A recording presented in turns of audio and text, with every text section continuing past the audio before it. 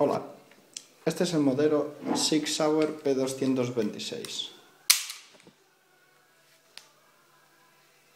Es de Cibergun, pero en verdad es una caja Autobox de CO2.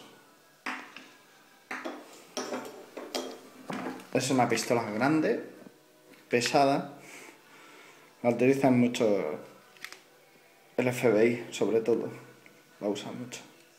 Tiene los marcajes originales y es una muy buena pistola.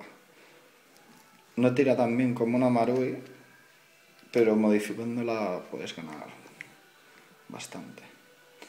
Aquí tiene ahí para ponerle la bombona de CO2.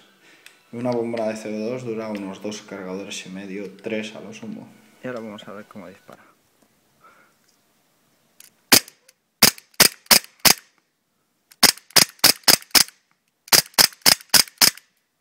Ahora tendría que ajustar el hop-up, pero para distancias cortas funciona muy bien. Es pesada, no es ligera como una Marui que sea de plástico, pero es una buena pistola y barata, unos 120, 130 euros, y luego cada cargador unos 40 euros, más o menos. Muy buena pistola.